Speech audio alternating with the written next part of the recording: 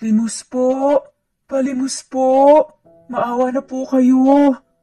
Boses agad ng isang bata na nasa halos 7 taong gulang. Ang sumalubong kay Fidel sa pagdating niya sa parking area ng gusaling pinagmamay-arian ng kanyang magulang sa San Martin. Ilang minuto ding pinagmasdan niya mula sa loob ng kanyang sasakyan ang bata habang palipat-lipat ito sa pagkatok sa mga bintana ng bawat sasakyan na pumapasok sa parking area. Dama ni Fidel ang awa, subalit galit ang kanyang naramdaman sa paniniwalang mga iresponsable ang mga magulang ng bata. Walang batang namamalimos kung lahat lang ng magulang ay alam kung ano ang kanilang responsibilidad at obligasyon sa kanilang mga anak. Kawawang bata. Kung mabuti lang sana ang mga magulang nila, siguradong hindi ito mamamalimos. Pailing na usal ni Fidel sa sarili. Akmang bubuksan na sana ni Fidel ang pinto ng kotse, ay siya namang pagkatok ng bata sa bintana nito. Hindi kaagad ito nakita ng binata na nasa tabi na pala ng kanyang sasakyan ang bata dahil sa kaliitan nito. Kaya binuksan na lamang ni Fidel ang bintana at planong itataboy sana upang hindi mamihasa sa pamamalimos. Ngunit hindi niya nagawa. Hindi alam ni Fidel kung bakit. Kaya inabot na nga lamang ang hindi na binilang na 20 papel mula sa kanyang bag at ang pagkain hindi niya nagalaw habang nasa biyahe at saglit ay kinausap nito ang bata. Boy, hindi ka ba nag-aaral? Tanong ni Fidel sa bata habang titig na titig ito. Hindi pa po. Maikling tugon naman ng bata habang nakatingin din ito sa kanya. Ha? Hindi ka pa nag-aaral? Bakit ilang taon ka pa lang ba? Kunot noong tanong ni Fidel. Umiling lamang ang bata habang sumenyas ito ng pito sa pamamagitan ng kanyang maliliit na daliri.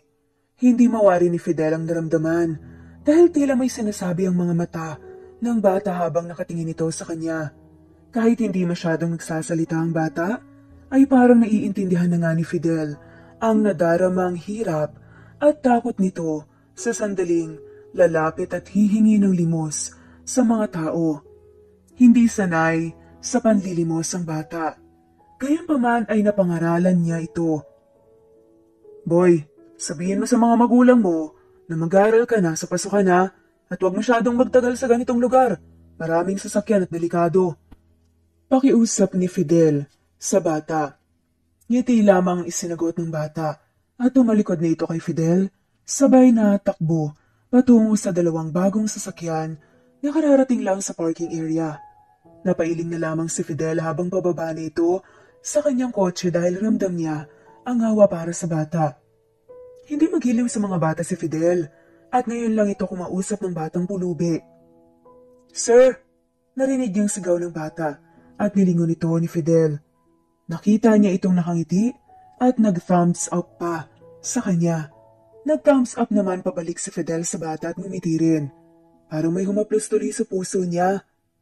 Masaya siguro ang mokong na yun dahil marami ang nakulimbat na pera sa akin. Usal ng utak ni Fidel habang umiiling na nakangiti. Habang naglalakad sa hallway ng gusali, hindi mawala sa isip ni Fidel ang wangis ng bata, pati na ang pag-thumbs up nito sa kanya. Tipong mabait. At palangiti ang mukha nito, subalit balot ng lungkot ang mga bilugang mata. Saglit lamang ay huminto si Fidel sa harap ng nakaposteng gwardya sa gusali at nagtanong kung kilala ba nito ang batang namamalimos sa parking area. Good morning, Manong. Kilala mo ba yung batang namamalimos sa parking area? Sabay turo ni Fidel sa bata. Hindi po sir eh. Bago lang po yan dito. Mga 3 araw ko pa lang yung nakita dito. May ginawa po ba sa inyo sir? Balis ang tanong ng gwardya. Wala naman. Nakakaawa lang dahil sa murang edad, natututo ng maghanap ng pera sa pamamagitan ng pamamalimos.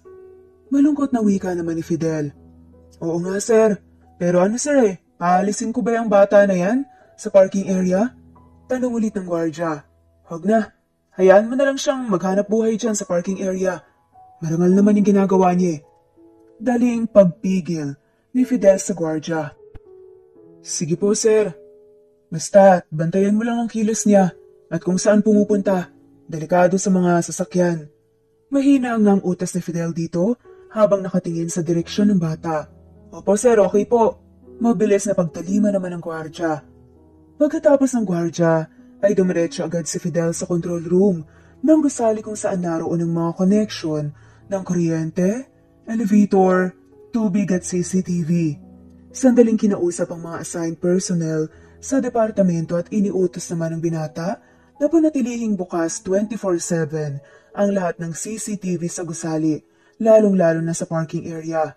Habang tinitingnan ng bawat lugar na may CCTV sa building, pinabalik-balikan na rin ni Fidel ang pagsilip sa footage ng parking area. Malinaw na nakikita pa rin nito ang ginagawa ng batang musmus na palipat-lipat sa pagkatok sa bintana ng mga sasakyang pumapasok sa parking area. Lalo lamang siyang mahahabag sa bata kung patuloy niya itong panonoorin sa CCTV kaya lumabas na nga lamang si Fidel sa control room at dumiretso na nga ito sa kanyang opisina.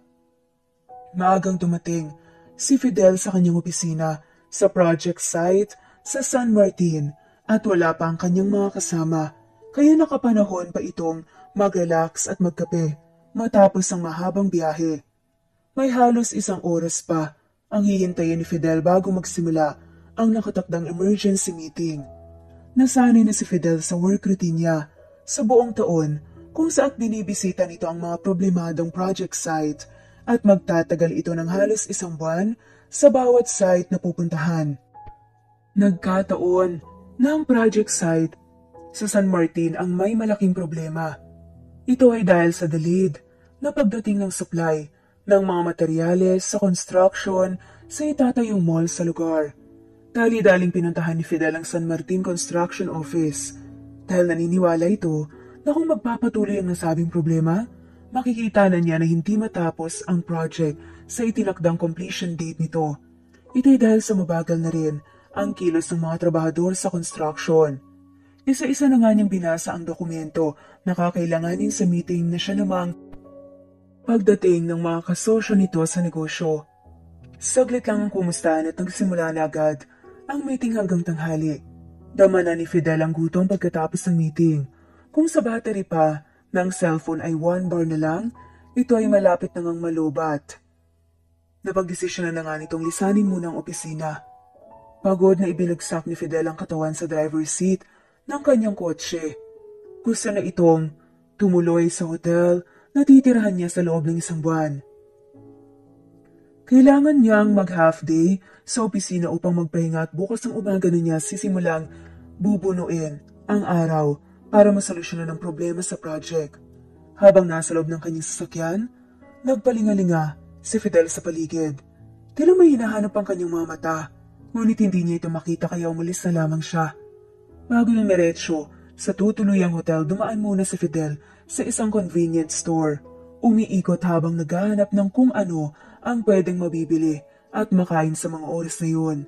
Nakita nito ang mga chocolates at biscuits na nakadisplay. At nakita nga niya ang batang namamalimos. Kaya hindi nga ito nagdalawang isip na kumuha ng marami para maibigay ito sa kanya sa parking area. Maliban dito, bumili na nga rin siya ng maraming maiinom at iba pang pwede niyang kainin habang nasa loob ng hotel. Hindi alam ni Fidel kung bakit parang pinaghahandaan na nga niyang bawat araw na magkikita sila ng batang pulubi kaninang umaga sa parking area. Nagpapalit na rin ito ng tigbebenteng papel para na rin sa bata. Masaya si Fidel habang ginagawa ang bagay nito na first time itong nangyari sa kanya at hindi niya alam kung bakit ramdam niya ang koneksyon sa bata. Ang tanging alam lamang niya ay gusto ito ng puso niya at masaya siya sa ginagawang to. Sa bawat umagang pagtungo ni Fidel sa opisina ay lagi nang nakaabang ang batang pulubi sa parking area. Ito'y dahil lagi siyang may pasalubong na pagkain, maliban pa sa pera mula sa binata. Umaga pa lang ay one time big time na ang grasya na iniaabot ni Fidel sa kanya. Dinadamihan na ni Fidel ang pagbigay ng grasya sa bata araw-araw upang umuwi na nga agad dito sa kanilang bahay at hindi na maghintay pa sa pagdating ng ibang sasakyan para katukin at palimusan.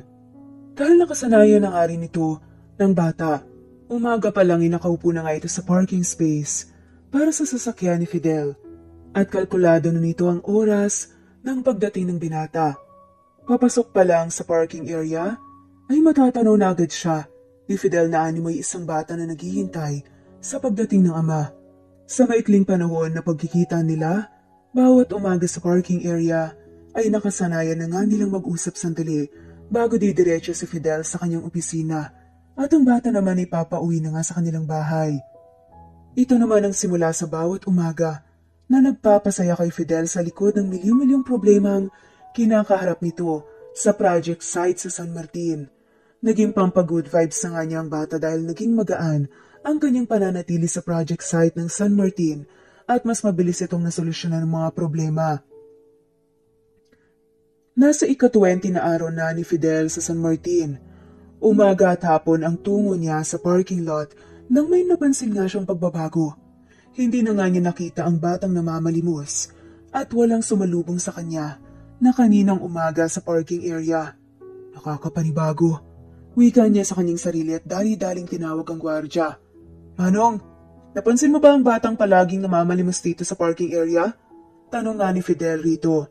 Hindi sir eh. Kanina pa, simula umaga wala pa dyan. Saglit na tumingin muna sa paligid si Fidel. Nagbabaka sakaling makita ang bata. Ngunit bigo siya. Hanggang sa naisipan na nga nitong umalis. Napagbilinan na lamang niya ang gwardya na ipaalam kaagad sa kanya kung makita ang bata sa parking area.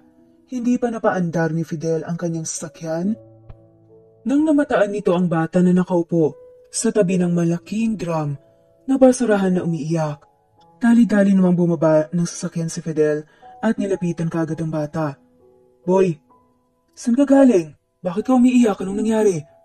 Sunod-sunod na tanong ni Fidel sa bata. Masakit po kasi yung tiyan ko eh. Sagot ng bata habang namimilipit at naluluha ito sa sakit na muling nagpalambot ng todo sa puso ni Fidel. Pinasakay niya ito sa kanyang kotse at dinala sa klinik ng project site para sa first aid at dali-dali naman itong inexamine ng doktor on duty at pagkatapos ay pinainom na ng gamot upang maibsan ang iniindang sakit. Sir, nakararanas lang po ng matinding gutom ang bata kaya nanakit ang kanyang tiyan. Kalmadong wika ng doktor. Salamat naman kung ganun, Dok. Sagot nito sa doktor habang paulit-ulit na hinahaplos ang ulo ng bata. Simula sa oras na yun ay hindi na mapanatag ang loob ni Fidel dahil nag-aalala na nga siya ng todo dito. Dinala na nga niya ito sa kainan at pinakain sa lahat ng gusto nitong kainin. Binilhan din ng mga damit, magandang sapatos at tsinelas at dinala ito sa kanyang tinutuloy ang hotel upang paliguan at bihisan. Ibang-iba na ito sa kaninay, gusgusing bata dahil ngayon ay parang anak mayaman na nga ito. Napatitig si Fidel sa bata dahil kahit nakangiti ito, dahil sa kasiyahan ay kitang-kita sa mga mata nito ang kalungkutan at pag-aalala. Bigla namang nalungkot ang mukha ni Fidel dahil tila may bumalik sa kanyang alaala. May mga luha na naiipon sa gilid ng kanyang mata at pilit na pinipigilan upang hindi ito bumagsak. Nasaan na kaya siya? Siguro kung itinuloy lang namin ang pagbubuntis ni noon, ay ganito na rin siguro kalaki ang anak namin.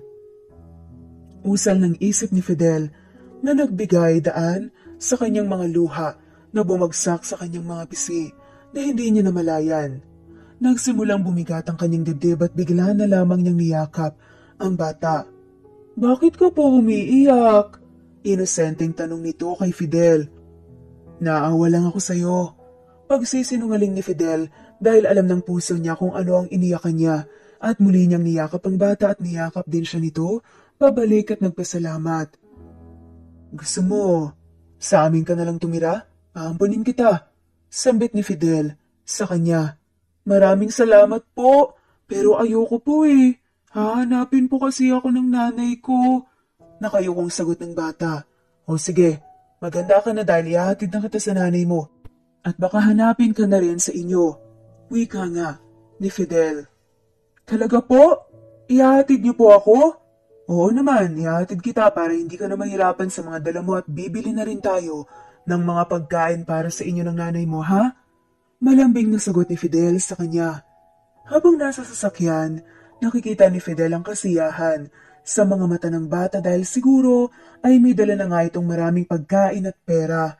Ang kanina ay umiiyak at namimilipit sa sakit ng tiyan ay pakanta-kanta na habang nakatingin sa iba pang mga sasakyan sa daan na tila wala ng problema. Hindi rin mawari ni Fidel ang kasiyahan habang nakikitang masaya ito. Ngunit dama rin ito ang lungkot sa tuwing masisilayan niya ang malulungkot na mga mata ng bata. Boy, kanina pa tayo nagsasama. Hindi ko pa rin alam ang totoo mong pangalan. Nakangiting wika ni Fidel. Alfonso po ang pangalan ko, sir. Pangalan po daw yun ng lolo ko, sabi ni nanay. Masiglang sagot ng bata sa kanya. Biglang kumubog ang dibdib ni Fidel sa sagot ng bata, ngunit hindi niya ito binigyan ng kung anong ibig sabihin dahil baka nagkataon lang na pareho ang pangalan ng bata sa pangalan ng kanyang amang si Don Alfonso. Sabi ni nanay, Alfonso rin daw ang gustong ipangalan ng tatay ko sa akin. Kaya yun, Alfonso na ang ipinangalan ni nanay sa akin. Masayang wika ng bata na muling nagpakabog sa dibdib ni Fidel dahil minsan din niyang naisip na kung makapag-asawa man siya at magkaroon ng anak ay na lalaki, ay Alfonso din ang ipapangalan niya. Dahil dito may ilang bagay na muling nabuhay sa isip ni Fidel, ngunit pilit na binabawi ito ng kanyang utak dahil imposible at hindi kailanman mangyayari ang kanyang iniisip. Ang galing namang pumili ng pangalan ng magulang mo dahil kapareho pa sa pangalan ng papa ko. Sambit ni Fidel sa bata habang dama nito ang konting kirot. Habang ang batang si Alfonso ay pasulyap-sulyap lang ang bilugang mata kay Fidel dahil mas na-enjoy nito ang mga sasakyang nag-uunahan sa daan. Sir, paglaki ko po, magdadrive din ako ng kotse kagaya mo, wika ni Alfonso habang inagaya nito ang ginagawa ni Fidel sa manibela ng sasakyan at napangiti naman nito ang binata. Oo naman, ako pang magtuturo sa'yo, pagsang-ayon ni Fidel kay Alfonso. At nakita nito ang kasiyahang gumuhit sa mukha ng bata. Halos magkalahating oras din nilang binaybayang daan dahil sa mabigat na traffic ng mga sasakyan hanggang sa marating na nila ang makipot na lugar dahil puno ito ng mga barong-barong na bahay. Hindi na nagpatid sa Alfonso kay Fidel dahil nasa looban pa ang kanilang tirahan. Tinanaw na lamang ito ni Fidel mula sa sasakyan hanggang mawala na ito sa kanyang paningin at mapabuntong hininga na lamang siyang nilisan ng lugar. Katapos ang araw na ng buwan at maagang hinintay ni Fidel sa Alfonso sa parking area dahil mamayang hapon ay babalik na nga siya sa Maynila. Dala-dala nito ang mga pagkain pinamili kahapon na plano niya sanang ibigay sa bata. Subalit walang batang Alfonso ang dumating sa parking area. Muli na namang nag-alala si Fidel na baka napano na ito sa daan. Pabalik-balik na siya sa parking area, ngunit wala pa rin si Alfonso. Wala na siyang magawa sa kahihintay at nagbili na lamang sa gwardya na ipaalam sa kanya kung nakita si Alfonso. Sabay abot ng kanyang calling card. Hindi na niya magawang hanapin pa ang bata dahil kailangan na nga niyang makabalik sa Maynila. Nasa labas na ng parking area si Fidel at simulan ng kanyang mahabang biyahe nang makita niya si Alfonso. Naglalakad na nakayapak subalit suot pa nito ang damit na pinasuot sa kanya noong nakaraang araw. Ibig sabihin, hindi man lang ito nakaligo. Naglalakad ito na tila ba wala sa sarili. Dali-daling pumarada sa tabing daan si Fidel. Alfonso! Ubod ng lakas ang boses nito nang marinig ang bata na nasa kabilang daan at napalingon naman ito sa kanya. Dahil magkaiba ang kanilang direksyon, hinintay muna ni Fidel na wala ng mga sasakyan bago tumawid at nilapitan sa Alfonso. Dali-dali niya itong hinawakan at pinasakay sa kanyang kotse. At doon nga sila nag-usap kung anong nangyari. Inabot ni Fidel sa bata ang inihandang pagkain na nakabalot pa sa paper bag at hihahatid na sana niya ito sa kanila nang sabihin ni Alfonso na nasa isang ospital sa San Martin siya. Gustuhin man niyang samahan si Alfonso hanggang sa loob ng ospital ngunit hindi magawa ni Fidel. Nung bumaba ng sasakyan, ito'y dahil kulang na sa oras pabalik ng Maynila. Sa halip ay dali-dali na lamang niyang hinugot ang pera mula sa pitaka at binalot niya ito sa papel bago inilagay sa loob ng paper bag kasama ng pagkain. Karga-karga naman ito. Ni Alfonso nang bumaba nga siya sa sasakyan ni Fidel bago nagpasalamat. Kaagad nga niyang binilina ng bata at nangakong maghintay ito sa pagbabalik niya. Nakarating na sa Maynila si Fidel, ngunit puno ng pag-aalala ang kanyang isip patungkol sa batang si Alfonso. Magaan talaga ang loob nito para sa bata. Sana, pahintulutan na nga lamang siya na ampunin ito.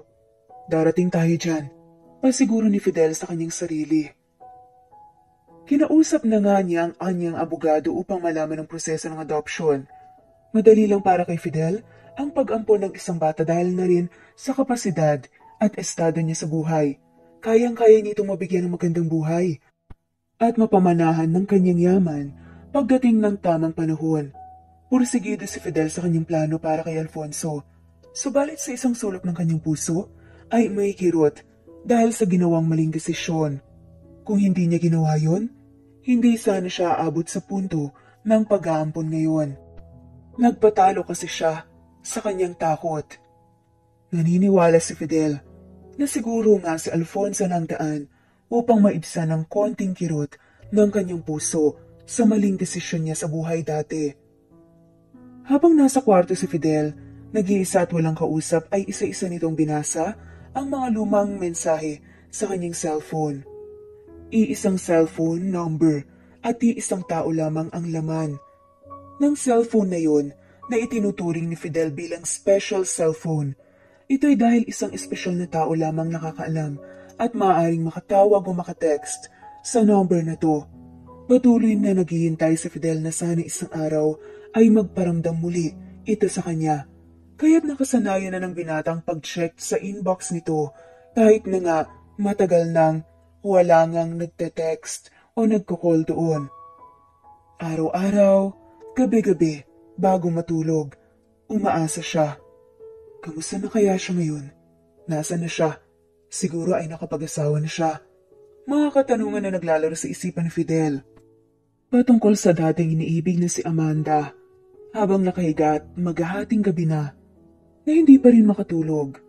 Mahal na mahal niya si Amanda subalit nagawa niyang ilihim ang kanilang relasyon dahil sigurado siyang hindi ito matatanggap ng kanyang pamilya. Masasaktan lang ito kung ipipilit niya ang kanyang gusto. Palaging wala sa bahay si Doña Shelo, kaya't malayang nakakausap ni Fidel si Amanda dati. Lumalim ng lumalim ang kanilang lihim na relasyon hanggang ito'y nagbunga. Hindi alam ni Fidel ang gagawin dahil sigurado na nga siya kung ano ang mangyayari sa panahong malaman ito ng kanyang mga magulang. Masinsinang nag-uusap si Fidel at Amanda sa isang silid nang biglang umiyak si Amanda. Dahil para nang sasabog ang kanyang mundo. Ito ay nang narinig mula mismo sa bibig ni Fidel ang planong gagawin sa bata na nasa kanyang sinapupunan. Mahal kita, pero ayaw kong masaktan ka. Mariing paliwanag ni Fidel sa umiiyak na dalaga. Naluluhading nagpapaliwanag si Fidel kung bakit umabot sa isip niya na huwag ituloy ang pagbubuntis.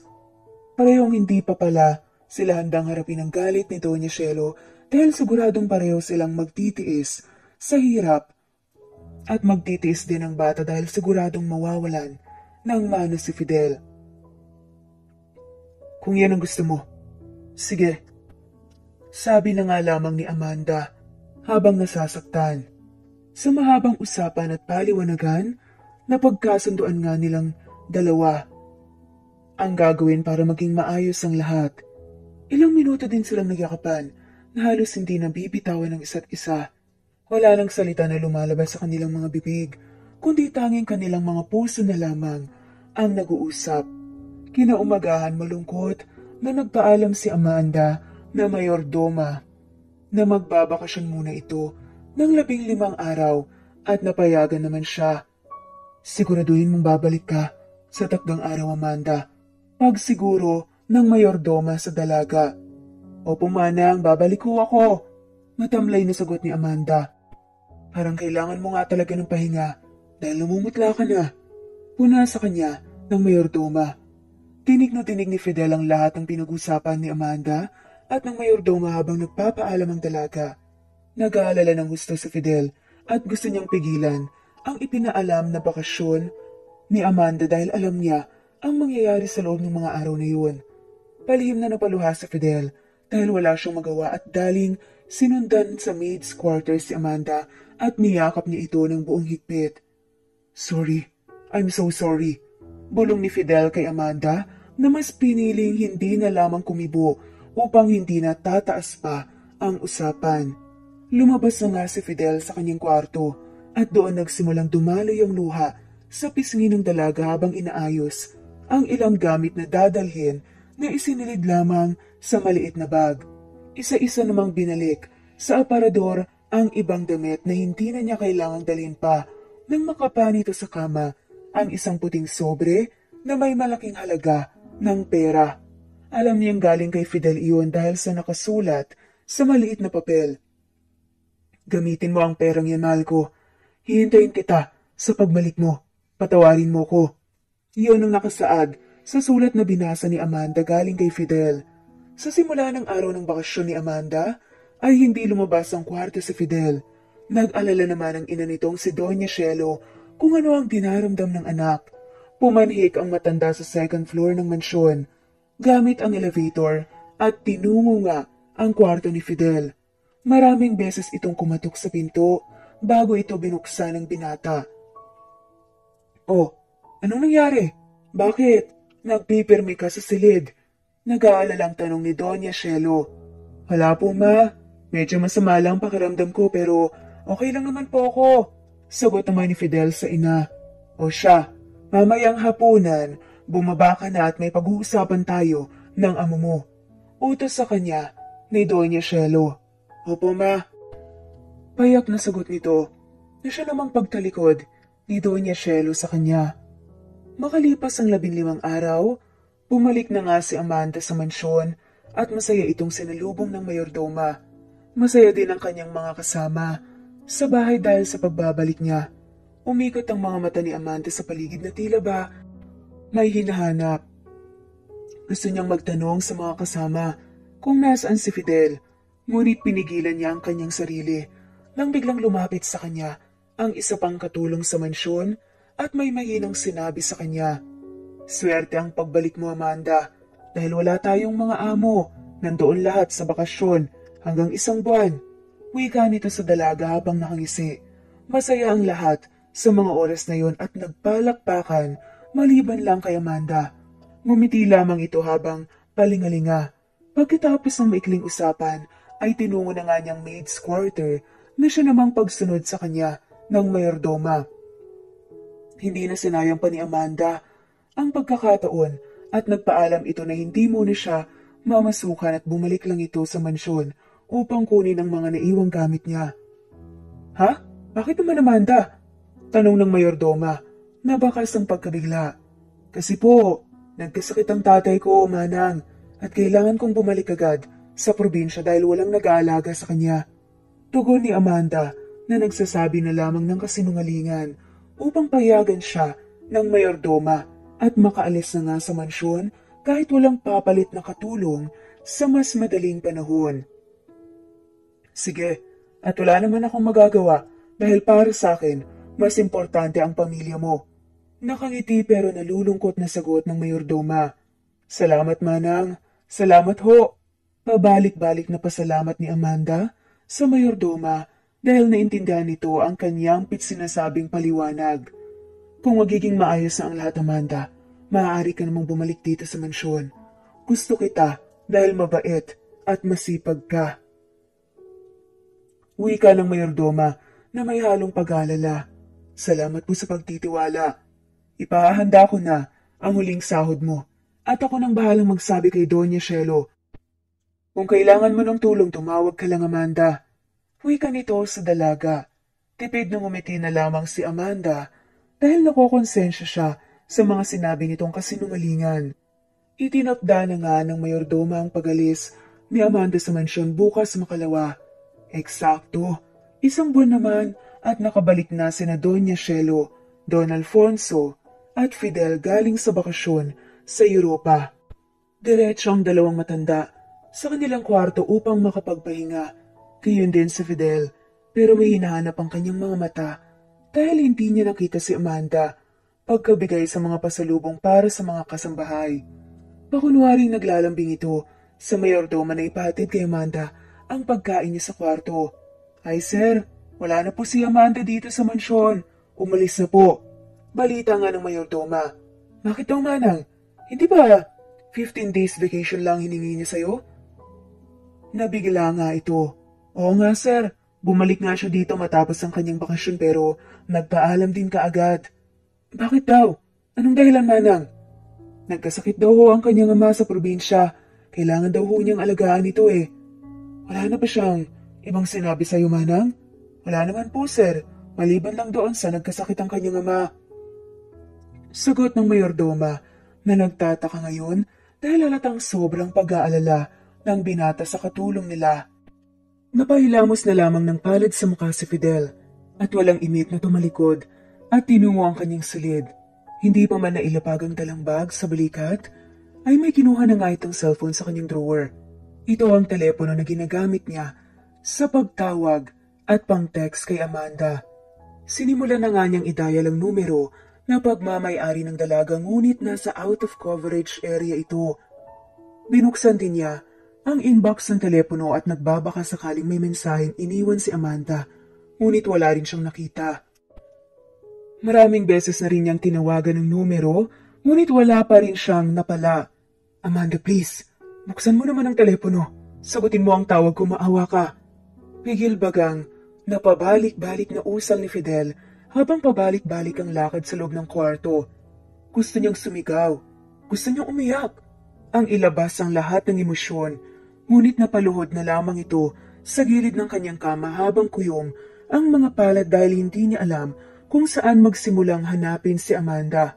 Ibinalik niya ang telepono sa drawer na may panghihinayang. Alam ng puso niya kung ano ang pinaghihinayangan niya, ngunit sa narili na lamang niya yun. Yun nga ang nangyari dati. Magpipitong taon na nang umalis ng mansyon si Amanda, ngunit laman ng isip pa rin siya ni Fidel sa araw-araw at laging dalangin nito na sana magkita silang muli. Si Amanda pa rin ang sigaw ng puso ni Fidel, dahilan upang hindi nito napupusuan ang kahit sinong babae. Mga babaeng nasa alta syudad, mga babaeng napili ng kanyang ina. Wala pa rin itong planong mag-asawa kahit sa edad niyang 30 at sa kabila ng pagpupumilit ng kanyang mga magulang na mag-asawa dahil sabik na nga silang magkaapo. "Ano ba, Fidel? Kailan ka pa mag-aasawa?" Tanong pa nga ng kanyang ina. "Hindi ko pa po nakita ang mamahalin ko, ma." Sagot ni Fidel. Pero ang totoo, meron lang kasing isang babaeng nag-iisa sa puso niya. "Bakit? Wala pa ba yun sa mga babaeng nireto ng mama mo sa'yo?" Tanong naman ni Don Alfonso. "Gusto ko nang magkaapo, Fidel." "Kaya mag-asawa ka na," utos ni Doña Shelo. "Oo nga naman, anak." Dahil sa usapang yun, nakita niyang nakangiti ang kanyang ama ay naisingit kaagad ni Fidel na parang pabiro ang pagkasabi na mag-aampon na lamang siya ng isang batang lalaki. Habang kumakain, ikinuwento ni Fidel sa mga magulang ang batang nakilala nito sa San Martin. Ngunit kaagad na nagpakita ng pagtutol si Doña Shelo sa aspeto ng adoption. Batid na ni Fidel na hindi niya madaling makumbinsi ang ina sa mga ganoong usapan kaya idinaan na nga lamang niya sa mga biro ang mga pagkukwento tungkol sa bata. "Alam mo pa, magkapangalan kayo ng batang yun dahil Alfonso din ang pangalan niya. So kapag naampun ko siya, magiging the third na siya dahil Fidel Alfonso din ang totoong pangalan ko, hindi ba?" Pasimpleng sinabi niya ito sa mahabang malawak ang ngiti. Muling ngumiti ng bahagya si Don Alfonso sa sinabi ng anak habang nakakunot naman ang noo ni Doña Shelo at biglang iniba nito ang usapan at nabaling ito sa negosyo ng pamilya. Pagkatapos ng hapunang yun, kaagad na bumalik si Fidel sa kanyang kwarto na nasa second floor ng mansyon at tinungo nito ang drawer kung saan nakalagay ang mga lumang larawan niya. Kinuha niya ang mga to at inilapag sa kanyang kama habang inisa-isang tinignan ang mga larawang yon. Napangiti ito sa kanyang mga nakita. Ang cute ko pala nung bata pa ako, hulong niya. Siguradong cute at gwapo rin sana ang anak namin ni Amanda. Biglang pahabol nga niya. Isang lumang litrato niya ang tila na malikmatahan niya dahil kamukhang kamukha ito ng batang si Alfonso. Naaampunin nga niya. Nagpabilis ito sa dibok ng kanyang puso. Dali-daling kinuha ni Fidel ang cellphone kung saan nakuna niya ang picture ni Alfonso habang namamalimos. Kuha ito mula sa loob ng kanyang sasakyan. Sinisipat ni Fidel ang lumang litrato. Sa kaliwang kamay at ang picture sa gallery ng cellphone na nasa kanang kamay nito. Halos magkahawig ang mukha ng dalawang batang to. Bulong ni Fidel sa sarili na nagpapalakas pa sa kanyang plano na ituloy ang adoption ng bata. Kaya dali-dali niyang inayos ang mga kakailanganin sa pagbalik niya sa San Martin kinaumagahan. Habang binabaybay nga ang kahabaan ng National Highway palabas ng Metro Manila, biglang tumawag si Don Cielo. Tinatanong kung nasan siya. Dito na nagsimulang magsinungaling si Fidel.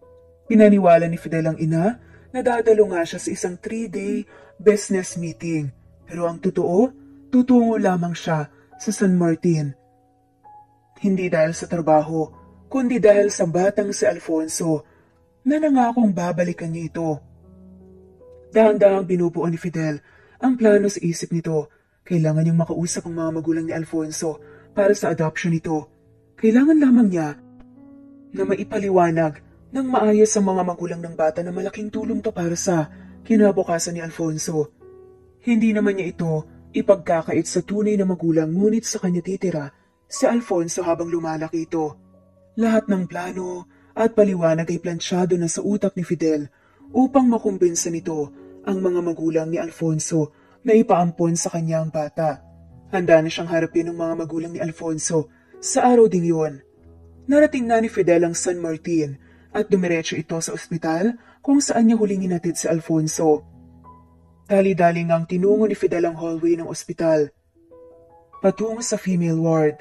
Doon natagpuan niya si Alfonso habang nakupo sa silyang nagmamasid, natutulog, kasama ang ina. Muling nahabag ang puso ni Fidel dahil sa nakitang siksikang pasyente sa mainit na kwarto na nagtitiis sa 2 ceiling fan lamang. Paano gagaling ang mga may sakit dito kung ganito kasikip at kainit ang kwarto? Bulong nga niya sa kanyang sarili. Gusto niyang sorpresahin si Alfonso habang bitbit ang mga dalang pasalubong. Hanggang sa makita nga niya ang isang pamilyar na babaeng binabantayan ng bata. Walang iba kundi si Amanda. Nanlaki lamang ang kanyang mga mata at hindi makapaniwala sa kanyang nakita. Gusto niyang magsalita subalit walang boses na lumabas sa kanyang bibig. Gusto niyang maiyak subalit pigil na pigil niya ang kanyang mga luha. Mahigpit na lamang siyang napahawak sa maliit na balikat ni Alfonso na siya namang biglang nilingon ng bata.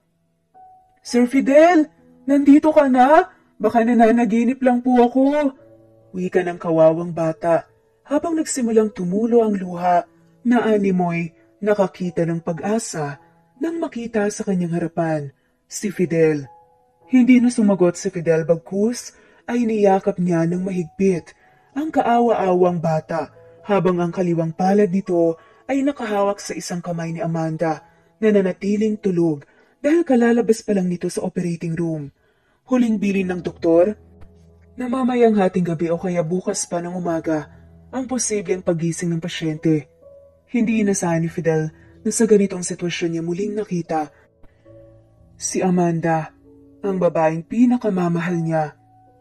Ramdam ni Fidel ang galit niya sa kanyang sarili at ang sundot ng konsensya kung may mangyaring masama man kay Amanda.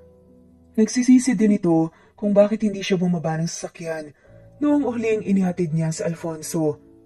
Kung sinunod ko lang sana ang naramdaman ko noong inihatid ko si Alfonso, hindi ka sana nagtiis sa ganitong lugar, mahal ko.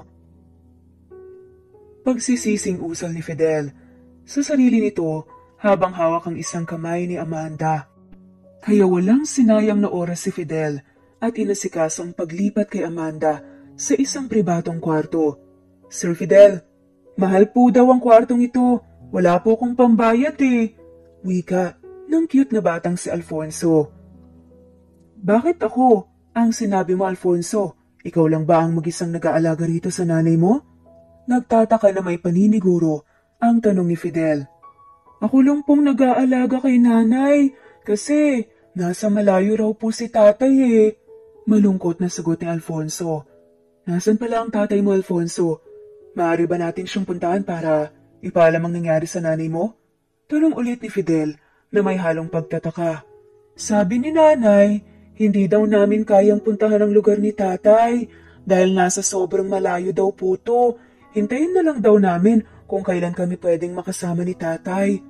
Paliwanag nga ng bata habang namumuo ang luha sa mga mata nito. Hayaan mo na, huwag ka nang malungkot dahil akong bahala sa inyo ng nanay mo. Pasisiguro nga ni Fidel kay Alfonso. At dito na nagsimula ang sunod-sunod pa ng mga katanungan ni Fidel kay Alfonso na nasagot naman ng maayos ng matalinong bata.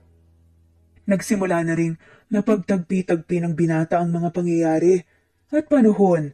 Ramdam na ni Fidel na anak niya si Alfonso, ngunit kailangang malaman niya mula kay Amanda ang buong katotohanan. Ang lumang larawan niya na nasa kanyang pitaka at sa wangis ni Alfonso na kaharap niya ngayon ay halos magkapareho dahil walang pinagkaiba ang hugis ng ilong, mata, noo at muka, pati na ang kulay ng balat. Bakas na sa mukha ni Fidel ang kasabikang marinig ang katotohanan kaya't lagi nitong pinipisil-pisil ang kamay ng babae upang gumising na. Ngunit tulog pa rin ito dahil sa epekto ng gamot. Nakatulog na nga rin si Alfonso. Palipat-lipat na ang tingin ni Fidel sa natutulog na mag-ina. Hindi niya akalaing matatagpuan sa ganitong sitwasyon ang babaeng mahal niya. Ngayon ay buo na ang kanyang loob. Nababawi siya rito. Hindi na niya ito iiwan kahit na ano pa ang mangyari. Kaya kaya na nga niyang harapin ang posibleng galit ng ina na si Doña Shelo. Pagkatapos ngang titigan ni Fidel si Amanda, hinalikan nga niya ito sa kanyang noo, hinaplos ang kanyang pisngi, sabay-sabing, miss na kita. Nakayukbong na nakatulog si Fidel sa gilid ng hinihigaan ni Amanda ng magising ang dalaga. Nagtataka siya kung sino ang taong ito na nasa tabi niya dahil matiwasay na nakatihaya sa pagtulog ang anak na si Alfonso sa isang maliit na sofa. Pinagmastanin niya ang paligid at napansin itong ibang-iba to sa kanyang pinagmulang kwarto bago siya dalhin sa operating room. Bahagyang natakot si Amanda sa paniniwalang baka wala na nga siya dahil halos puting malinis na kurtina ang nasa bintana at puting pintura sa dingding. Gayon din ang puting unan at kumot niya. Muling ipinikit ni Amanda ang kanyang mata habang kinukurot-kurot ang sariling braso sa paniniwalang nananaginip lamang siya. Ngunit sa muling pagbukas ng mga mata nito, ganun pa rin ang kanyang nakikita. Walang pagbabago. Sila lamang tatlo ang nasa loob ng malinis at maliwalas sa kwarto. Wala na ito sa masikip, mainit at maingay na ward room ng ospital. Pakiwara ay iginalaw niya ang kanyang katawan upang magising ang taong nakayukbo sa kanyang higaan. Ramdam na yon ni Fidel, nagising na si Amanda subalit bigla siyang tinablan ng hiya at takot sa mga sandaling yun. Saglit itong nag-isip kung papaano harapin si Amanda, kaya't nagtulog-tulugan pa ito para mag-ipon ng lakas at nag-usal pa ito ng dasal. Diyos ko po, sana mapatawad niya ako. Huminga ng malalim si Fidel at dahan-dahan niyang inangat ang kanyang ulo. Hindi naman makapaniwala si Amanda sa kanyang nakita. Fidel? Teka, nananaginip ba ako? Tanging sambit ni Amanda habang nakatabon ang dalawang kamay sa bibig at nagsimulang pumatak ang mga luha sa pisngi nito. Hindi, Amanda. Totoo, nandito na ako. Daling sagot ni Fidel na di mawari ang gagawin dahil nagsimula na nga rin kumaralgal ang kanyang boses. Paano mo nalaman na nandito kami sa ospital? Mahinang tanong ni Amanda habang nagpapahid ng mga hindi na mapigilang luha. Hindi na sinagot ni Fidel ang tanong ni Amanda. dahil niyakap niya na lamang ito at dahan-dahan ding napayakap si Amanda habang puno ng luha ang kanilang mga mata. Shh, tama na. Huwag ka nang umiyak dahil mahina ka pa. Pakiusap sa kanya ni Fidel habang hinahaplos ang ulo at likod nito na siya namang pagising ni Alfonso. Nay!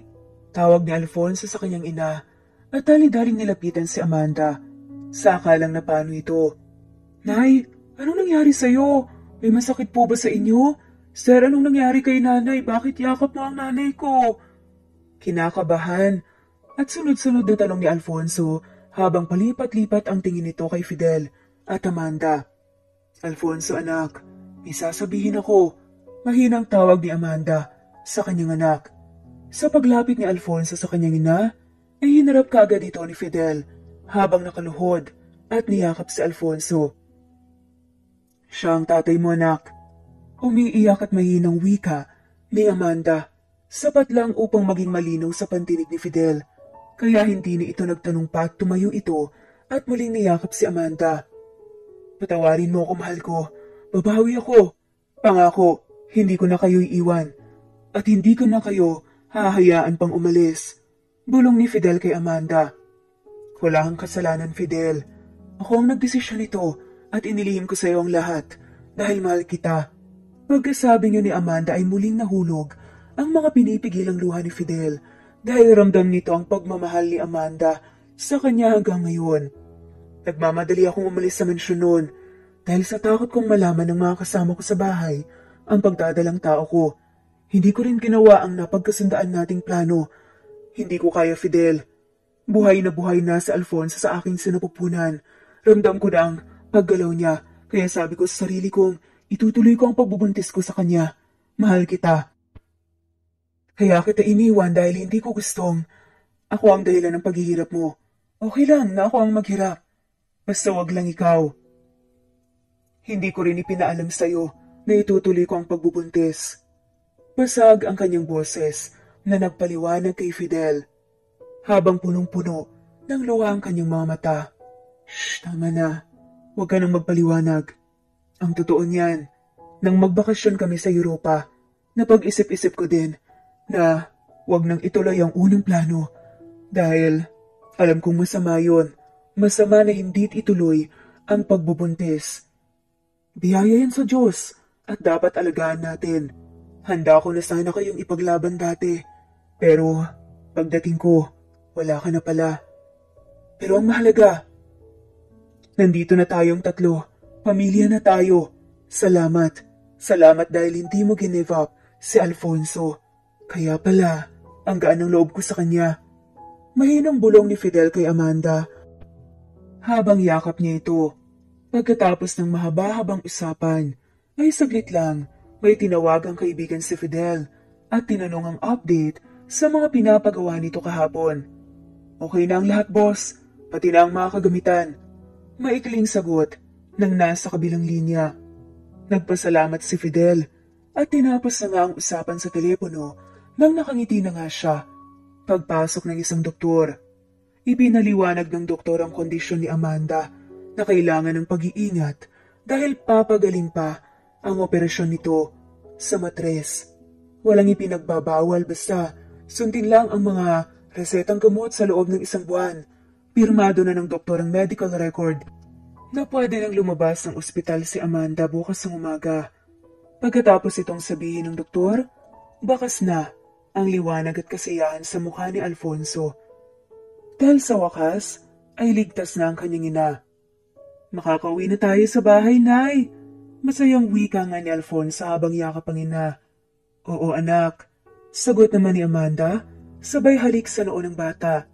Umaga na nang inayos ni Fidel ang lahat ng bayarin sa ospital, habang si Alfonso ay nagliligpit na ng mga gamit na may isang malaking tao kung kumilos, dahil alam na alam niya ang kanyang ginagawa sa likod ng murang edad nito. Nay, handa na po ang lahat, masayang sabi nito sa ina na siya namang pagdating ni Fidel. Tayo na at lalabas na tayo. Wika naman ni Fidel, bakas naman ng sobrang kasiyahan sa mukha ni Alfonso at pabalik-balik itong nagpasalamat kay Fidel dahil nabawasan ng bigat Napasa nito sa kanyang balikat sa kabila ng kanyang kamusmusan. Tay, salamat talaga ng marami po ha. Kung hindi ka po bumalik, siguradong mahihirapan si nanay. Wika ni Alfonso. At sa pagkasabing yun ng bata, ay may kung anong matulis na bagay na parang sumundot sa puso ni Fidel. At biglang inisip nito ang hirap ni Amanda at Alfonso sa araw-araw sa loob ng 7 taon habang siya ay nasa marangyang pamumuhay.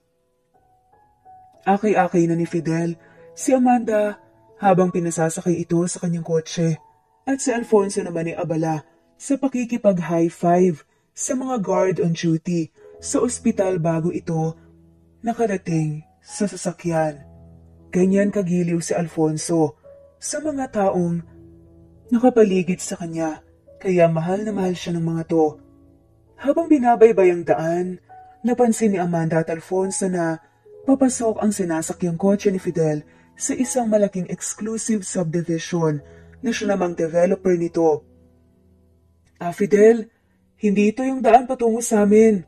Balis ang wika ni Amanda. Amanda, hindi na kayo titira ni Alfonso sa lugar na yon. Hindi kayo nababagay doon dahil pamilya ko kayo. Paliwanag nga ni Fidel. Tay, papaano na po yung mga kaibigan ko? Tsaka yung mga kalaro ko po doon? Nagalalang tanong ni Alfonso. Alfonso anak, pwede mo silang puntahan anumang oras at araw na gusto mo para bisitahin ng mga kaibigan mo. Nakangiting sagot ni Fidel sa nag-aalalang mukha ni Alfonso. Hindi na muling umimik pa si Amanda sa mga pag-uusap ng mag-ama dahil walang masisidlan ang kaligayahang naramdaman nito ngayon. Nabaling na rin ang atensyon ni Alfonso sa mga magagandang tanawin papasok sa subdivision. Namimilog ang mga mata nito sa mga magagandang bahay na napapaligiran din ng makukulay na bulaklak at biglang natahimik si Alfonso nang huminto na ang kanilang sasakyan sa harap ng malaking kulay puti na bahay. O, andito na tayo, wika ni Fidel habang inaalis ang lock ng seatbelt nito. Tay, talaga po dito na kami titira ni nanay? Tanong ni Alfonso na may pagkamangha sa nakitang karangyaan sa paligid ng bahay. Oo naman anak, sagot ni Fidel habang akay-akay si Amanda na naglalakad patungo sa bago nilang titirahan. Hanggang sa pagpasok sa bahay ay wow, ang ganda, ang makakatagang pabalik-balik na sambit ni Alfonso. Si Amanda naman ay hindi pa rin makapaniwala sa mga nangyayari, kaya tahimik lamang ito habang minamasdan ang paligid na animoy panaginip ang lahat para sa kanya. Tayong 3 lang muna dito, dahil ang 2 katulong, isang driver at isang hardinero ay bukas pa darating. Wika nga ni Fidel. Tanging-tango lamang ang naisagot ni Amanda at sadyang si Alfonso ang laging mausisa. Hinawakan pa nga ni Fidel ang kamay ni Amanda habang nililibot nila ang bahay na siya namang ikinagulat ng babae. Pero ang totoo, sa tinagal-tagal ng panahon na hinintay niya, muling tumubok ang natutulog niyang puso. Nang biglang, wow, may driver po tayo? Katulong tsaka hardinero? Namamanghang tanong ng bata. Napangiti si Fidel. Oo anak, kailangan natin sila dahil medyo may kalakihan tong bahay. Sagot naman ni Fidel. Simula sa araw na to, kung ano ang akin, sa inyo na rin. Ito na ang ating tahanan at hindi na tayo magkakahiwalay kailanman. Mariing deklarasyon ni Fidel sa harap ng kanyang mag-ina.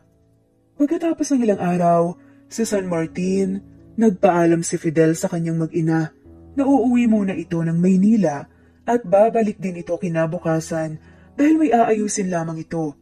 Simula noon, ay gawain na ni Fidel ang pabalik-balik sa Maynila at San Martin na medyo mahirap ngunit kalaunan na sanay na din siya dahil pinanindigan talaga niya ang pagbawi. Lingid sa kaalaman ni Fidel, nakabantay pala ang mata ni Doña Shelo sa kanya at halos bilang na nito sa kalendaryo ang mga araw kung kailan lang umuwi ng mansyon ng binata. Kaya naman pinuntahan niya ito sa opisina at kinausap ito ng masinsinan. Ma, Mas kailangan ako sa site. Hindi natin matutugunan ang problema sa mga proyekto ng kumpanya kung nakaupo lang ako dito sa opisina. Oo nga't may mga tauhan tayo. Pero iba pa rin kung physically present ako doon. Paliwanag nga ni Fidel. Hindi naman ito kinontra ni Doña Shelo. Dahil nakikita naman niya ang lumalaki ang return of investment ng kanilang construction company sa iba't ibang construction site. Pero pinaalalahanan muli ni Doña Shelo si Fidel na huwag masyadong isubsob ang sarili sa trabaho at tupagin din ang pag-aasawa dahil apo nga ang laging hinihingi nito sa kanya. Hayaan mo ma, mabibigyan din kita ng apo. Maraming apo. Pupunain natin ng apo ang mansyon, pati dito sa opisina may apo mong maglalaro. Pabirong sinabi ni Fidel sa ina na bakas ang kasiyahan nito at napansin din iyon ng kanyang ina. Mukhang masaya ka. May napupusuan ka na ba? Excited na tanong ni Doña Shelo. Meron ma. Sino siya anak? Gusto ko na siyang makilala at nang makilatis habang maaga pa. Napangiti lang ang lalaki. Sa tamang oras ma. Basta, sigurado na ako na mahal ko siya. Kaya nga ginagalingan ko ang mga gawain ko sa kumpanya. Okay anak, take your time. Maghihintay lang kami ng papa mo, pero wag mo namang patagalin. Masaya naman si Doña Shelo sa narinig mula sa anak ngunit lingid sa kaalaman nito ang mga itinatagong lihim ni Fidel sa San Martin. Lihim na hindi pa niya kayang ipaalam sa ina dahil hindi pa siya handa sa maaaring maging reaksyon nito. Kahit na ito ay inilihim niya sa kanyang magulang, ramdam ni Fidel ang labis sa kasiyahan sa buong buhay niya na nagsasama silang tatlo sa isang tahanan bilang pamilya. Unti-unti na nga rin nanunumbalik ang sweetness nilang dalawa ni Amanda na matagal na nga niyang pinakahihintay at hinahanap-hanap na hindi naman niya nahanap sa kahit na sinong babae. Puno ng inspirasyon ang bawat kilos ni Fidel at naging maayos naman ang lahat para sa kanilang tatlo. Naging maayos na ang pangangatawan ni Amanda at lubusan na itong gumaling mula sa sakit. Habang naging normal na ang buhay ng batang si Alfonso, mag-aaral na rin kasi siya sa darating na pasukan sa isang pribadong paaralan. Lumipas na ang maraming buwan, sanay na ang sistema ni Fidel sa pag-uwi sa San Martin pagkatapos ng buong araw na trabaho sa Maynila. At hindi na ito sinisita ng kanyang ina dahil wala naman talaga itong nakikitang problema sa kumpanya. Batid ni Doña Shelo na puno ng inspirasyon ng kanyang anak at masaya naman siya rito. Ngunit lingid sa kaalaman ni Fidel, hindi na mahintay ni Doña Shelo kung kailan ipakikilala ng binata ang kanyang minamahal dahil ang Doña na mismo ang naghanap ng paraan upang makilala ito. Nag-hire ito ng isang private investigator upang pasundan ang bawat kilos ni Fidel at kung saan ito pumupunta pagkalabas ng opisina at kung sino ang babaeng laging kasama. Ma'am, aasa ka, sa loob ng isang buwan ay may resulta ng pinapagawa ninyo. Siguradong pahayag ng hired investigator ni Doña Shelo. Salamat naman kung ganun. Sagot naman ng Doña. Nagsimula ng nasasalamin ng inang Doña ang engrandeng kasal ng kanyang uniko iho at hindi na siya makapaghintay ng matagal. Kaya't siya na mismo ang naghanap ng paraan para makilala ang babaeng pinagkakaabalahan ngayon ni Fidel at upang madaliin ang pagpapakasal nito. Araw ng linggo, sa bahay nila Fidel sa San Martin, masayang nagpahanda ng pagkain sina Amanda at Alfonso para sa kanilang swimming time. Ganito ang kanilang Sunday routine na nagpapa-excite sa kamusmusan ni Alfonso. Habang nasa swimming pool, masayang minamasta ni Fidel ang kanyang magina na nasa gitna ng pool na nagpalutang-lutang sa ng hugis pato na salbabida. Baka sa mukha ni Fidel ang kasiyahan. Kasiyahang hindi niya madama simula noong malaman niyang umalis sa kanilang mansyon, si Amanda. Ibang-iba na ito ngayon ikumpara noong unang kita niya sa ospital makalipas ang ilang taon, na dati ay payat, gusgusin at malungkot. Pero ngayon, malaki na ang pinagbago nila. Pakunway tumayo na nga si Fidel at inihahanda ang sarili para mag-swimming na rin nang tumunog ang kanyang telepono. Hindi niya ito pinansin, sa halip ay lumangoy ito patungo sa gitna ng pool. Hinila paikot-ikot ang salbabita ng mag-ina. May mga pagkakataon pa nga na binubuhat nga ni Fidel si Amanda, habang nasa balikat naman niya si Alfonso. Kayang-kaya naman niya dahil makisig naman siya. Sobrang saya nga nila bilang isang pamilya. Sumisigaw pa nga sa tuwa si Alfonso habang nakayakap ito sa kanyang ina at nakayakap naman sa likuran ni Amanda si Fidel. Daling pinaupo ng maayos si Alfonso habang silang dalawa ni Amanda ang nasa tubig. Dito nagsimulang nag-propose ng kasal si Fidel kay Amanda sa harap mismo ng kanilang anak. Amanda, ang tagal kong hinintay ang pagkakataong to. Pasensya ka na sa mga nagawa kong pagkakamali nung nakaraan. Sana naipakita ko na sa'yo na nagbago na ako at talagang willing akong bumawi sa iyo. Pero mas magagawa ko to kung mas makakasama kita habang buhay. Will you marry me, Amanda? Tanong ni Fidel kay Amanda. Ngunit hindi kaagad nakasagot si Amanda dahil mas una pang lumabas ang luha sa kanyang mga mata habang nakatakip naman ang dalawang kamay sa kanyang bibig. Yes, Tay! Si Alfonso na ang sumagot para sa kanyang ina at dali-dali namang inilabas ni Fidel ang singsing at isinuot ito sa daliri ni Amanda. Napangiti si Fidel at napapailing na lang din si Amanda sa kapilyuhan ng kanilang anak. Yay! Magpapakasal na ang nanay at tatay ko! Sigaw ni Alfonso habang nagkayakap naman si Fidel at Amanda. Masaya nilang pinagmamasa ng sayaw na si Alfonso kahit walang tugtog. Fidel, salamat ha. Tanging wika ni Amanda. Lahat gagawin ko para sa inyo, mahal ko. Sagot naman ni Fidel at hinalikan si Amanda sa labi. Mataas na ang sikat ng araw nang umahon na nga sa kanilang swimming time sila Fidel. Madaling nakatulog si Alfonso dahil sa sobrang pagod habang sina Fidel at Amanda ay nagsimula ng magplano sa kanilang kasal. Tanging hiling ni Amanda ay pasimpleng kasal lamang ang dapat na mangyari at umayo naman dito si Fidel. Lahat ay ibibigay niya para sa kapanatagan ng loob ni Amanda. Lunes ng umaga ay balik Maynila na nga si Fidel para sa mga obligasyon sa kumpanya habang si Alfonso ay pumasok sa eskwela. Nag-iisang umupo si Amanda sa veranda nang mapansin nito ang dalawang kotseng puti na pabalik-balik sa harapan ng kanilang bahay. May konting kaba sa kanyang puso ngunit tinatagan nga niya ang kanyang sarili. May pumapasok sa kanyang isip ngunit binabawi niya ito. Tanging dalangin niya na makauwi ng maaga sina Fidel, gayon din si Alfonso. Tumunog naman ang kanyang telepon at si Fidel ang nasa kabilang linya. Fidel, mabuti naman at napatawag ka.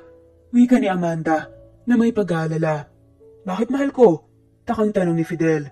May dalawa kasing kotseng puti na pabalik-balik sa harap ng bahay natin pero wala namang pumapaba. Sumbong ni Amanda. Pagkarinig ng kotseng puti ay biglang kinabahan si Fidel dahil walang ibang kulay ng sasakyan na meron sila sa mansyon maliban sa puti. Hintayin mo ko dyan at huwag kang lalabas anuman ang mangyari. Dadaanan ko si Alfonso sa paralan bago kami didiretsyo. Kalmadong pagkasabi ni Fidel, ngunit may pagmamadali ang boses nito. Pagkababa ng telepono ay bumalik nga si Amanda sa veranda at nakita nito ang isang lalaking naka-uniforme na bumaba ng sasakyan habang nagmamasid sa paligid na wala namang planong magtagal sa lugar. Bumalik ito sa kotse at muling pinaandar. Sigurado na si Amanda na ang bahay niya ang pakay ng dalawang kotseng puti. Pumasok na lamang si Amanda sa bahay at umupo sa sofa, sa sala at doon hintayin ang pagdating ni Fidel. Mahigit 1 oras pa ang tatakbuhin ng sasakyan ni Fidel bago makabalik ng San Martin. Bahala na, usal sa isip ni Amanda habang si Fidel ay halos paliparin na ang sasakyan. Makarating lang kaagad sa San Martin. Kinakabahan ito sa sasakyang puti na sinasabi ni Amanda. Tinawagan niya ang kanyang ina upang masiguro kung ano ang nasa isip niya, subalit hindi ito sumasagot. Kilala niya ang kanyang ina. Habang si Amanda ay halos mag-1 oras ang nakaupo sa sala nang tumunog ang doorbell. Sigurado siyang hindi ito sina Fidel. Ma'am, Ikaw po ang hinahanap at gusto ka raw makausap, sabi nga ng kasambahay. Bumuntong hininga si Amanda at inutusan ng kasambahay na papasukin na nga lamang sa bahay ang naghahanap sa kanya. Sa isip ni Amanda, hindi pwedeng habang buhay silang magtatago ni Alfonso. Dali-dali itong pumunta sa kusina at uminom ng tubig at huminga ng malalim para pakalmay ng sarili. Tama si Amanda dahil si Doña Shelo nga ang naghahanap sa kanya dahil tanaw na nga niya ito mula sa kusina na nakatalikod sa kanyang direksyon. Kalmadong lumapit sa kanya si Amanda at pakunway binati ito. Sakto naman na dumating sa wakas si Fidel kasama si Alfonso. Nakita niya na poker face lamang ang kanyang ina. Kinakabahan nga silang lahat, si Fidel, si Amanda, maging si Alfonso. Kinakabahan din. Tila nakakatakot kasi ang itsura ni Doña Shelo. Ma, kumalma kayo, okay? Ibang-iba sa mga iniisip mo kung ano man yan, kung anong meron sa amin ni Amanda.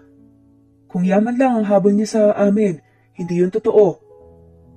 Biglang sabi pa nga ng lalaki, hindi pa man nagsasalita si Doña Shelo dahil kilala na nga niya ito. Dati pa, kapag nagkakaroon nga siya ng mga babaeng nalilink sa kanya, yun na lang lagi ang iniisip ng kanyang ina at pinaalalahanan siya. Nagmukha tuloy siyang defensive.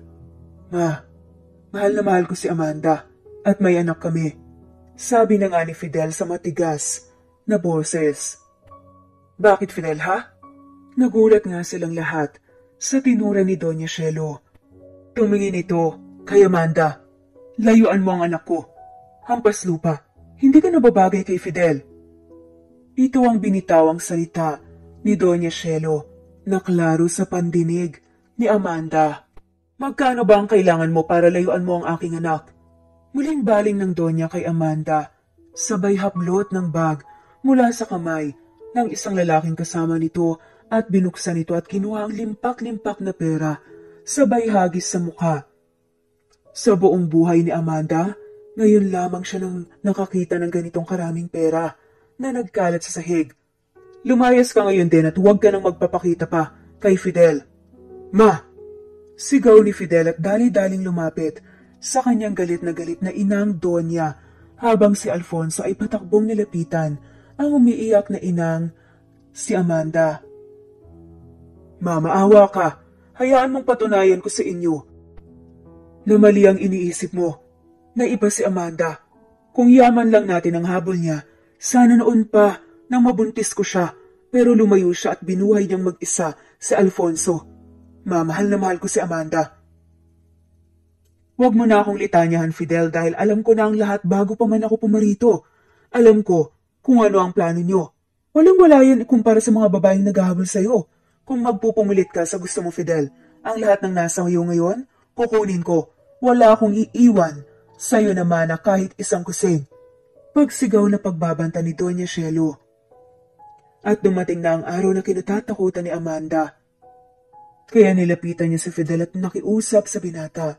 Sige na Fidel, sundin mo na ang mama mo para hindi ka maghirap. Huwag mo na kaming alalahanin.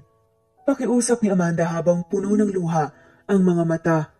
Ngunit biglang sumabat si Alfonso habang hawak ang kamay ng ina at ama. Nay, please po, huwag mong ipamimigay si tatay sa atin siya dapat.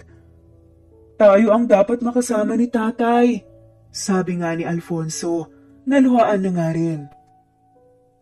At mas lalong humigpit ang hawak ni Fidel sa kamay ni Alfonso at inakbayan pa nga si Amanda. Hindi pa rin nagpatinag si Doña Shelo at buo pa rin ang desisyon na ilayo kay Fidel ang dalawa. Fidel, isang malaking kahihiyan ang ginagawa mong yan. Pinalaki kita ng maayos tapos ito lang ay gaganti mo sa akin? Ipinagpalit mo kami sa kanila? Galit na sigaw ni Doña Shelo. Nang biglang, Lola, huwag mong kukunin si tatay sa amin, please. Biglang pakiusap ni Alfonso sa nagmamakaawang boses. Natigilan tuloy si Doña Shelo dahil sa unang pagkakataon, may isang bata na tumawag sa kanya ng Lola. Tinitigan nga lamang ng medyo matagal ni Doña Shelo ang bata At makalipas nga ang ilang segundo, muling nagsalita si Alfonso. Lola, dito na lang po si tatay sa amin, promise. Sasabihin ko po sa kanya na hindi maghingi ng pera sa inyo dahil kaya ko naman pong maghanap ng pera eh. Mamamalimos po ako araw-araw. Wika pa nga ng batang si Alfonso habang direktang nakatingin kay Doña Shelo. Muling natigilan ng matanda sa salitang binitawan ni Alfonso. Hindi alam ni Doña Shelo ang isasagot sa tinura ng matalino, mabait na bata.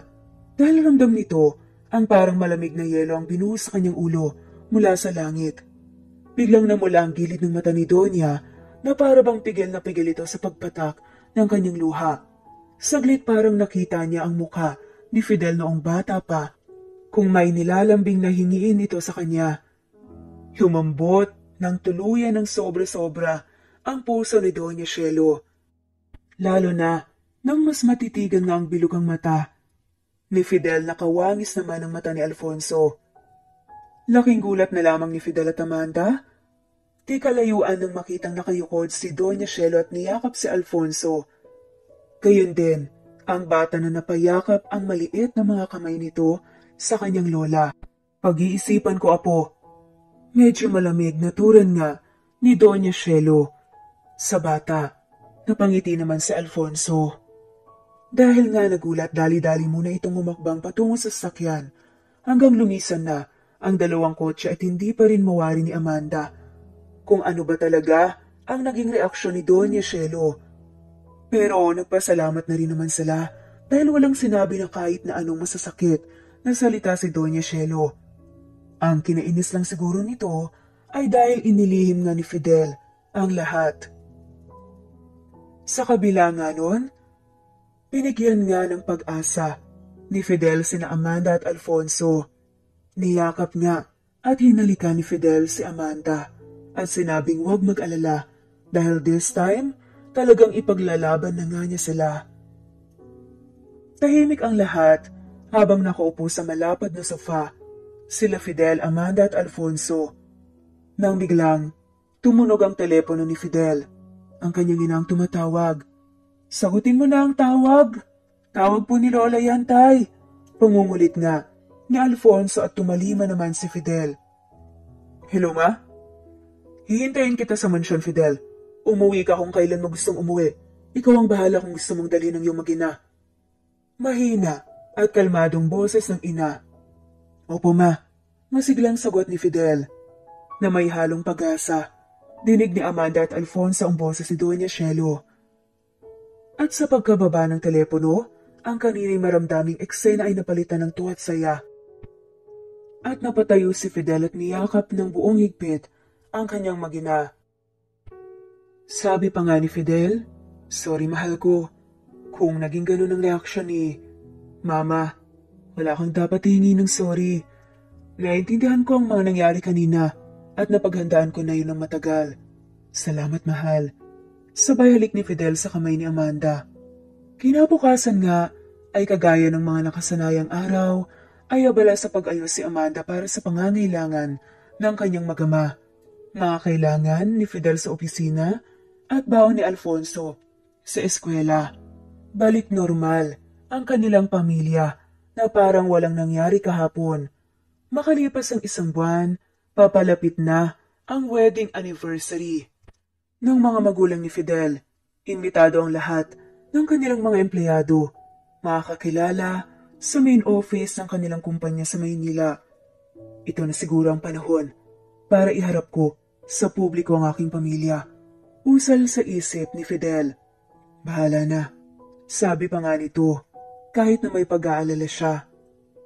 Ang mahalaga sa ngayon, hindi galit ang kanyang ina maliban lamang sa panlalamig nito dahil nga sa pagsisinungaling niya, pati na rin sa pagtatago ng matagal sa apo na matagal na nga niyang inaasam-asam. Natigil nga sa pag-iisip si Fidel nang biglang, Sir, ilalabas ko na ba ang send memo ni Doña Shelo sa mga empleyado? Tanong ng sekretarya. Anong memo? Takang tanong nga ni Fidel. Itong compulsory white gown sa babae at black tuxedo para sa mga lalaki na dadalo sa wedding anniversary ng mama at papa mo. Sagot ng sekretarya. Napakunot noo si Fidel.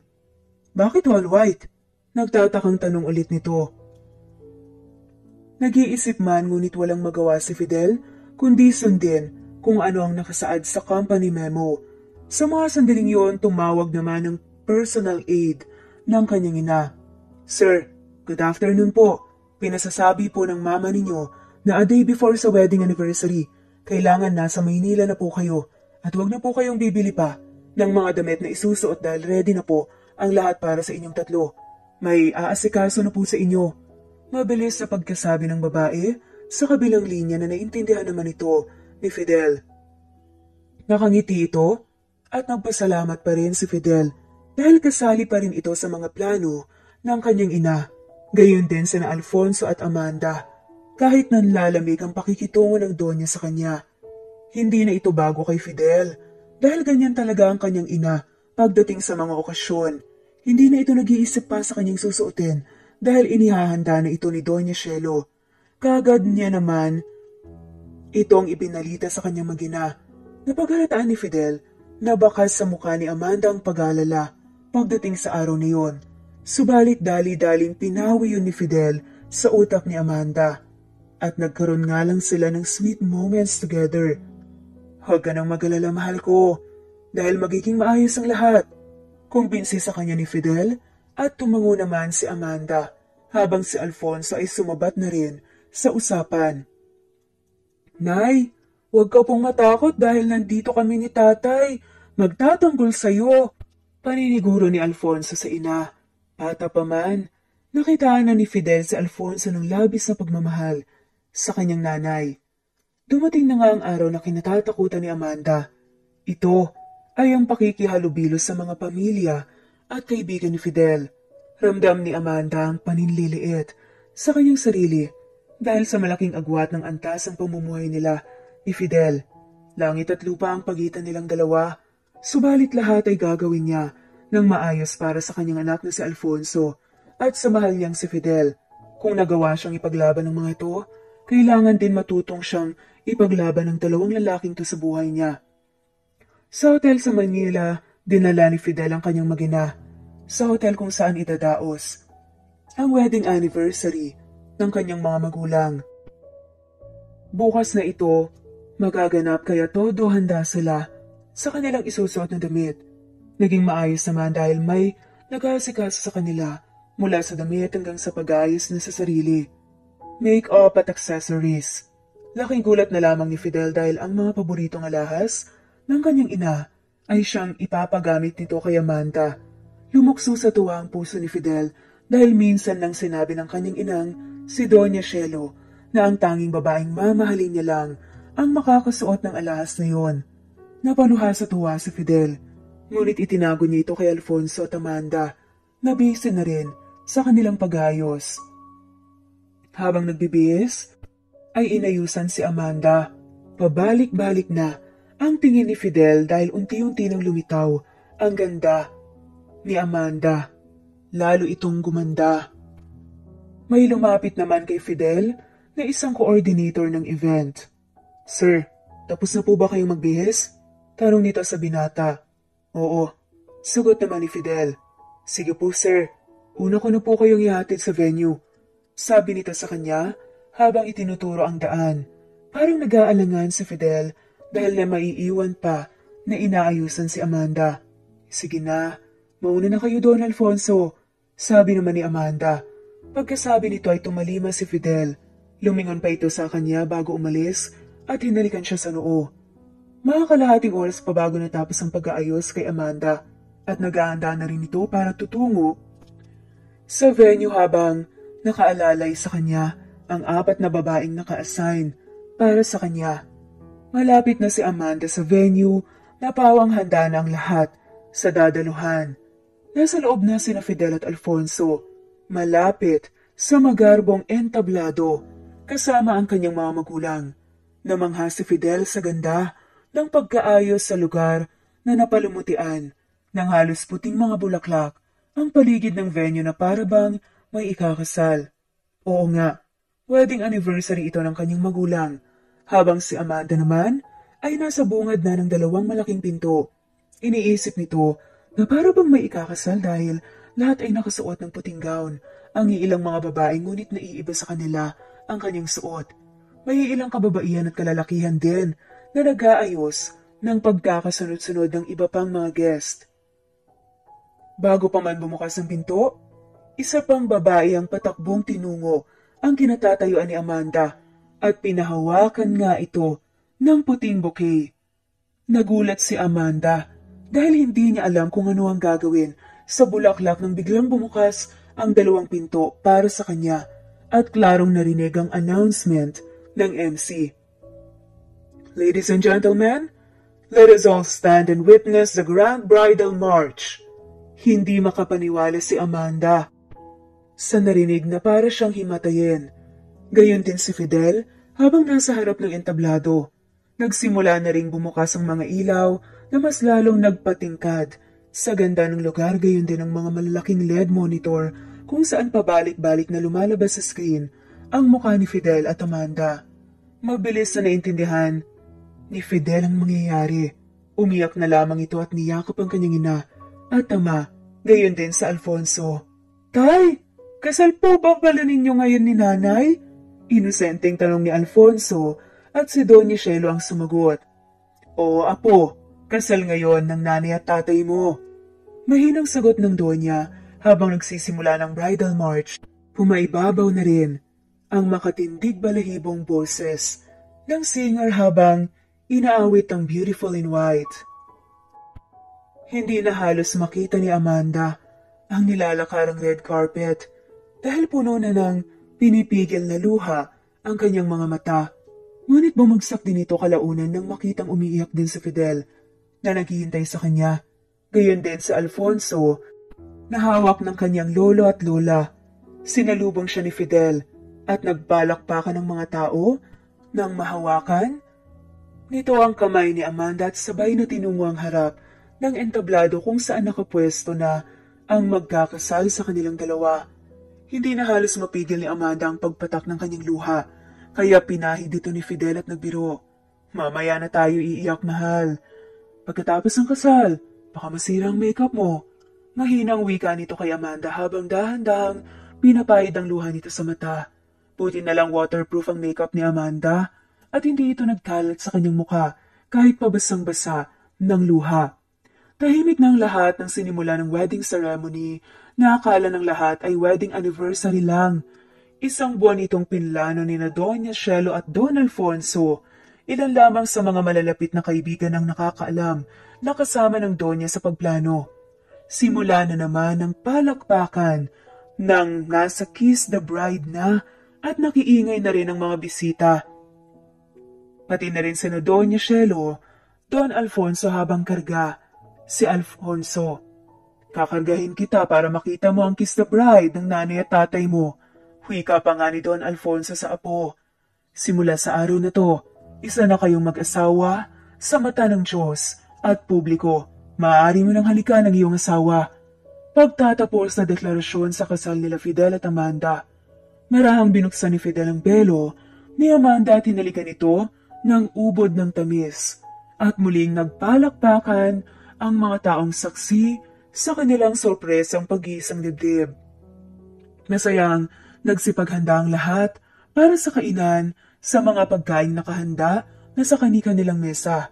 Masaya ang lahat dahil marami din sa kanilang nasorpresa habang sina Amanda at Fidel at isa-isang nag-iistima sa kanilang mga bisita.